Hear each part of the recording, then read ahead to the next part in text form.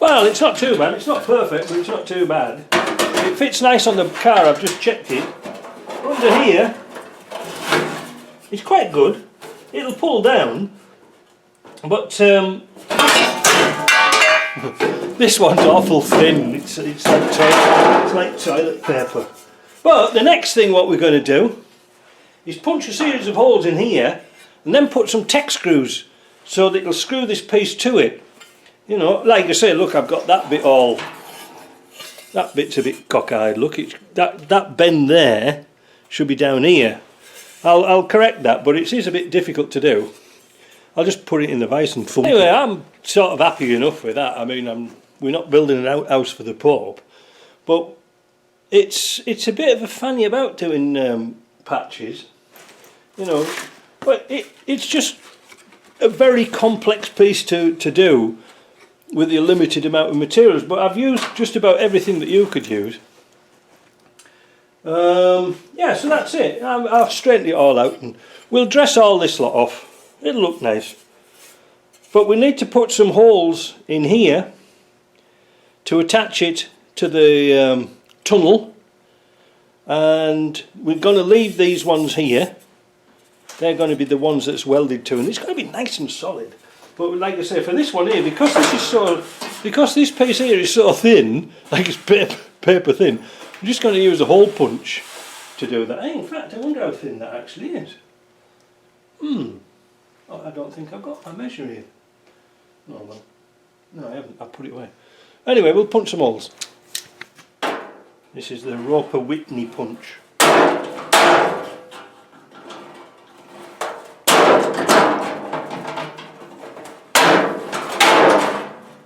Doesn't matter how they look. That's why we leave plenty of metal on underneath.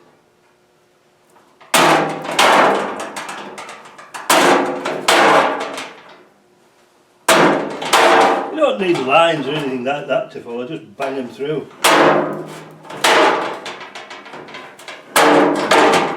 You're gonna buff over them anyway, so they're gonna look good. It just shows I don't care. We'll do the same up here on this bit, see we've got the tool out.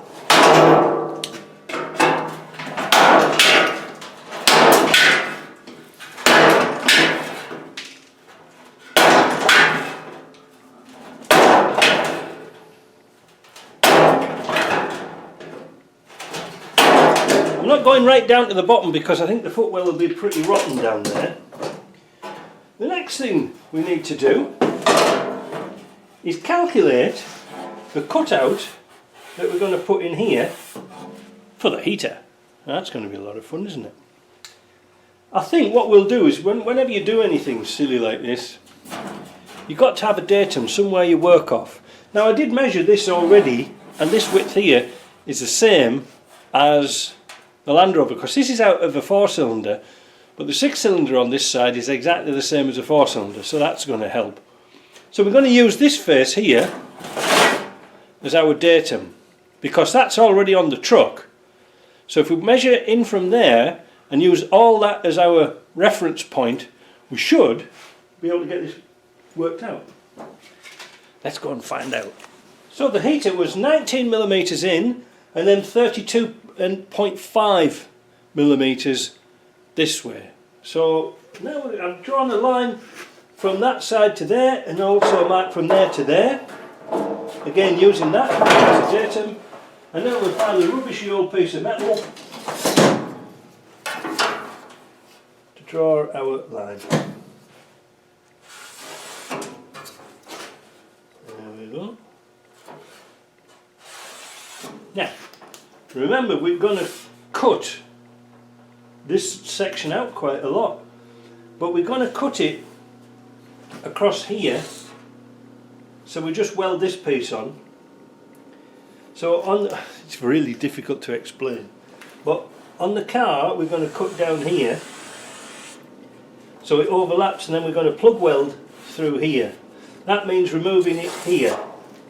Now the next thing we need to do is find out how far up we need to come. Oh, drop the pen.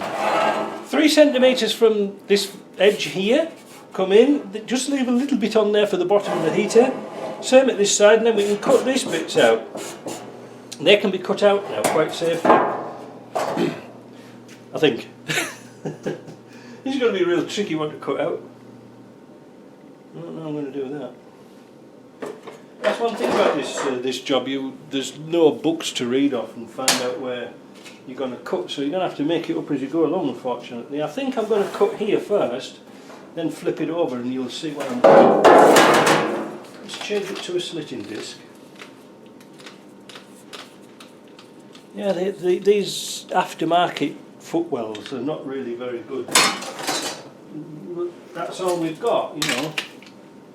That's all we've got to work for. And again, this car's not going to go out on a shore or anything like that. It's not going to see any action.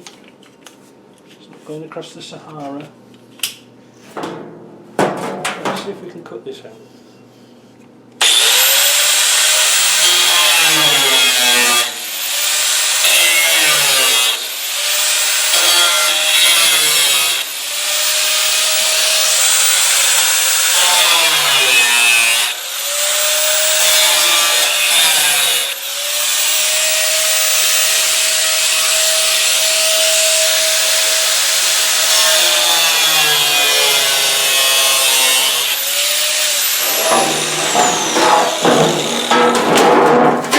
Once you've found one mark, it's easy.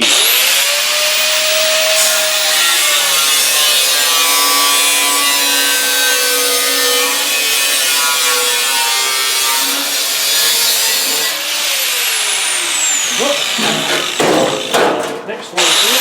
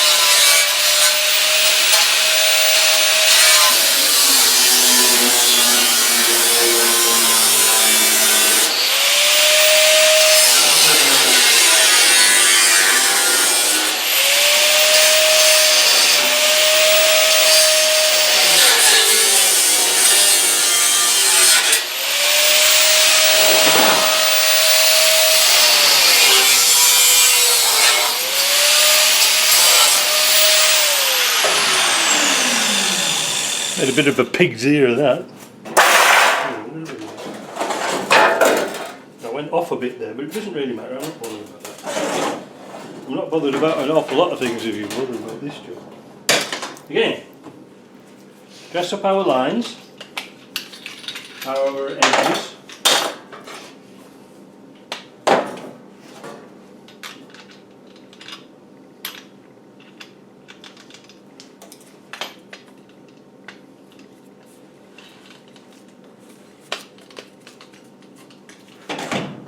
Those cut edges are damn sharp, they're like razor blades, you know.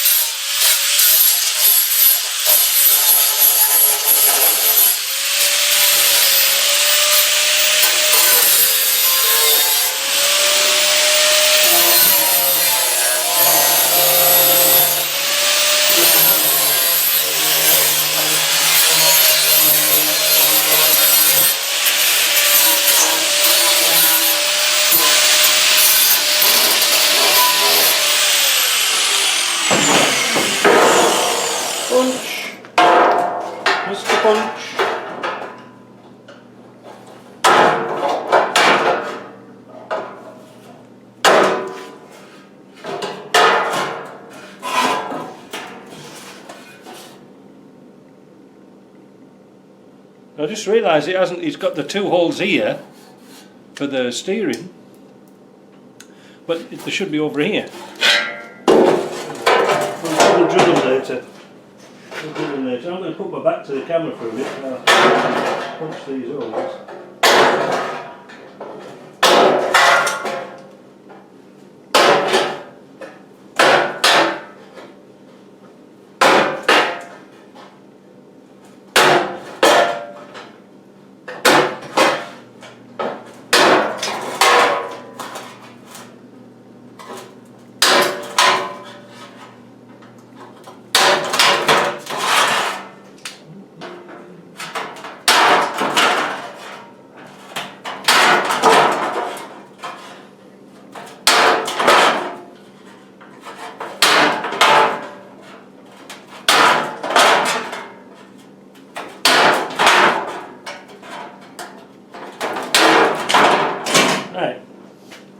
The reason why we do plug welds is that it's a lot stronger than welding right on the edge of a piece of metal.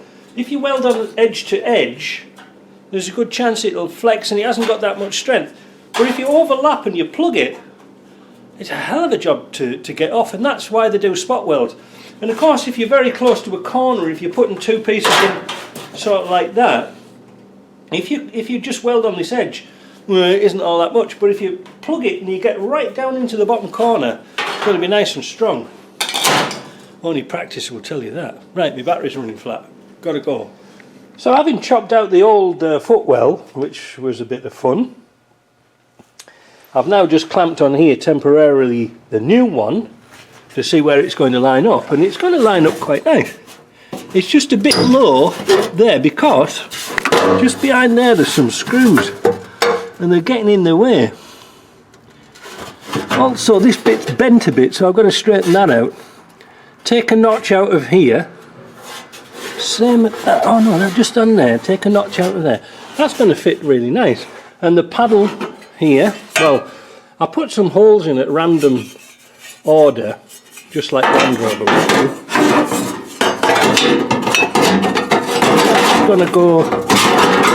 That's going to go real nice there, look, you see. I still cut the bloody thing too short. Oh, did I or didn't I? Well, it doesn't really. No, it's welding with a bit on. My cause for concern was, like underneath, I've got to play with it a little bit. Oop. This corner here, see where it's holding it off? If you can see, that's better. You see where it's holding it off there, and it has to go up, you see, so that's pushing it and tipping it down. I'll sort that out. Now to get I don't want to take this wing off if I can help it, but to get that down there, where the spot welds on down there, I've done a marker pen down the side. I'm going to take this off again and drill some holes through, and then we can plug weld up that there without taking the wing off. Yeah, that's not too bad. And then we'll tech screw it in, and then it's hi-ho silver and away. Right, let's see what it's like on the next bit. So I've got this side held in with some tech screws.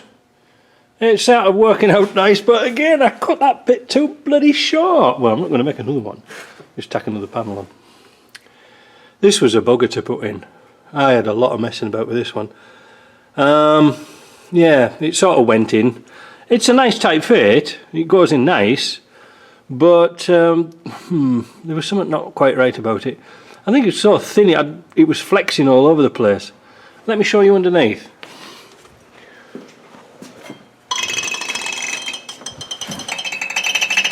See, it fits a lot better, right nice and tight across the top. We've got to plug those 2 holes in because they're supposed to be there. That's going to be alright. I've also cut through this bracket here. I've got to weld that up. That's the problem when you can't see what you're doing. No, she's going to be alright. She's going to be fine. Right, let's get it welded up. But first, a flag and a veil. I got a little bit lost with this video. I actually had to speed things up a bit. So what I did was I went round it with a zinc coating, then seam sealer, and then put some gravel guard on there. The patch turned out quite nice, you know. I mean, it's going to get carpeted anyway, so I mean, what's the point making a great big job of it? It welded up quite nice right round that box, that was okay. But this is so horrendously thin. I actually measured it up, and it's 0.8 of a millimetre or 30,000ths of an inch. It is horrendously thin. It was like welding tissue paper. So some of the welds didn't come out really like I wanted. I spent forever welding it. That's why I didn't film it. It just kept popping through, and the little hole that you made for a drill or a, you know, like a punch down here, well, it started to get bigger and bigger because it was burning the metal before it welded the stuff at the back. Whereas that on a patch there, that 1.5 millimetre, although it was a bugger to bend, it's certainly nice to work with because you got something stronger. And I tack welded a little piece on the end there, so when we put our panel on, it's all going to fit nice. So I'm going to sign that one off there. The next thing is to put the floors in. That's no big deal. We're going to put some tape around here, put some plastic plugs in the floor, and I think Michelle can finish the rest. I think he's capable of putting the thing in, but I'm not going to put the cover on the floor, the transmission cover, until we've got all the pedals and things like that, because we've got to bleed the clutch through. And it's really easy to do there, so we'll put the floor pans in, and that's it. So yeah, you can, but I think, was it YRM or something like YMR or something like that? They do some very nice footwells, a bit thicker, about the same thickness as I've used for my things, and they fit really well. But these things here, don't get cheap footwells. They're cheap for a reason, because there's no strength in them. And I mean, we've put some gravel guard on that, but I've got a cunning idea of something to do for the mud shields inside. I think I'll take the mud shield right from the top of the wing, right down and past this footwell, and bolt it on the bottom with spacers so it can get air around it. Now I'll do that later, but at the moment I can't do it. I want to do two at the same time, but because we haven't got the wing on the other side, I'm going to stop this for now. So at least this is mobile. Well, it'll roll. Then I can get it out the shop, because the next big job coming in, I've got the Range Rover engine to do.